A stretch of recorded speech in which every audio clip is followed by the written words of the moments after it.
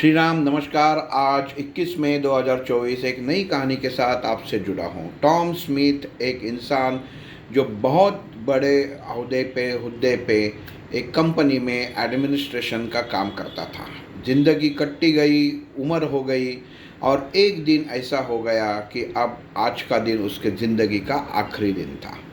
अपनी बेटी को वो नज़दीक बुलाता है और बेटी को कहता है कि बेटी, आज मुझे नहीं लगता मैं आगे जी पाऊँगा, आज मेरे ज़िंदगी का आखिरी दिन है, मैं तुमसे कुछ बात करना चाहता हूँ। वो कहता है कि ज़िंदगी में मैंने बहुत सारे आदमी देखे, बहुत सारे कंपनियाँ देखी, मैंने बहुत सारा पैसा कमाया, लेकिन सब पैसा मैंने बांट दिया। जो घर हम लोगों का अभी है वो भी रेंट पे है, इसके बाद आपको रेंट देना पड़ेगा। कि बेटी, मैं चाहता हूँ कि तुम भी मेरे मार्ग पे चलो, यही मेरे मन के लिए शांति रहेगी। ताज्जुब की बात यह होती है कि टॉम स्मिथ की बेटी सारा अपने पिताजी को कहती है, पिताजी आपके आदर्श आपके साथ रहने दीजिए, क्योंकि मैं आपने दिए हुए बताए हुए रास्ते पे चल नहीं सकती। क्योंकि अभी आप जा रहे हैं, आपके बैंक अकाउंट में एक रुपया भी नहीं है, आपने हमारे लिए कुछ भी छोड़ा नहीं है, ताकि हमारा घर भी भाड़े का है और उसके बाद अभी मुझे ही उसका भाड़ा देना पड़ेगा।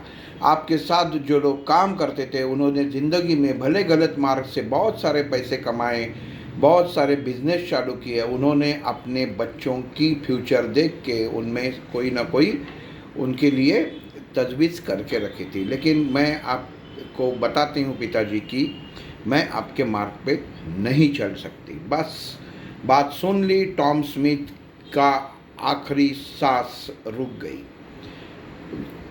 पिताजी के गुजरने के बाद बेटी ने 2 महीने वैसे ही गुजारे और तीसरे महीने एक कंपनी से उसको इंटरव्यू के लिए बुलावा आता है।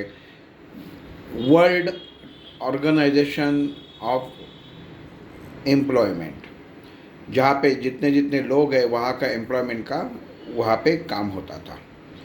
तो वहाँ पे उसको इंटरव्यू के लिए बुलाया जाता है और जो इंटरव्यू लेने वाले जो कमिटी रहती है वो उसको उसका नाम पूछते हैं और कहती है कि मेरा नाम सारा टॉम स्मिथ है। उसमें से एक जो उनका जो मेन रहता है, जो इंसान जो इंटरव्यू लेता है, वो पूछता है तो ये टॉम स्मिथ कहाँ के है, तो वो बताती है अपनी गांव का नाम और वो कहता है कि मैं तुम्हारे पिताजी को अच्छी तरह जानता था, बहुत ही भले इंसान थे।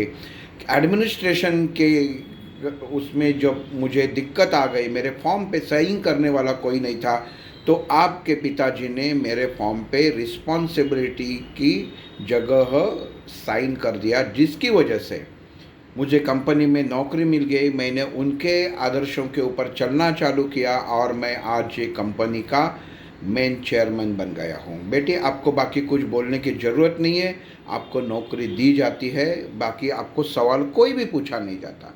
उस दिन बेटी को एहसास हो गया कि मेरे पिताजी क्या थे, उनके आदर्श क्या थे। वैसे ही कुछ साल चले गए, जो चेयरमैन था उसका रिटायरमेंट आ गया। जाते जाते उसने सोचा कि मेरे कंपनी का जो पूरा भार है वो ऐसे इंसान के हाथ में दूँ जो ये सही मार्ग से और प्रामाणिक की तत्व से वो संभाल सके, और उसने सारा स्मिथ को वो कंपनी का चेयरमैन कर दिया।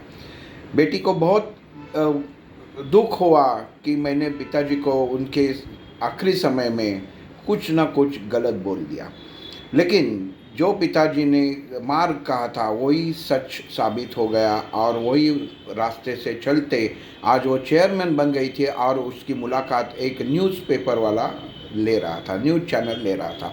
उसने पूछा कि आपने ये मकान तक कैसे पहुंच गए, तो उसने अपने पिताजी की पूरी कहानी कहा दी।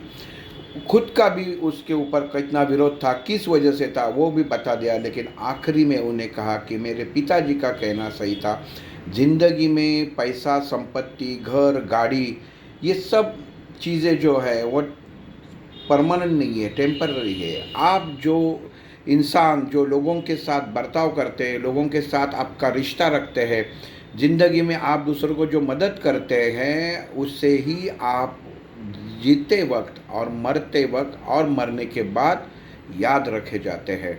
ये मेरे पिताजी ने जो कहा था, आज मुझे कहाँ पे भी प्रॉब्लम नहीं है। शायद अगर वो मेरे लिए कुछ करते तो मेरी इतनी उन्नति नहीं होती और मेरे विचार दूसरी मार्ग से चले जाते थे।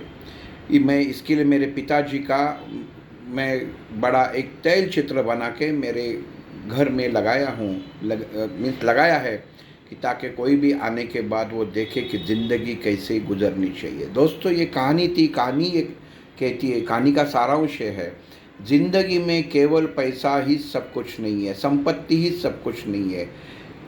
आप जीवन में, समाज में आप कैसा, आपका बर्ताव है, आपका आचरण कैसा है, आप दूसरे के साथ कैसे रिश्ते निभाते हैं, उसी वजह से आप आखिरी सांस तक और आपके जीवन के बाद भी पहचाने जाओगे।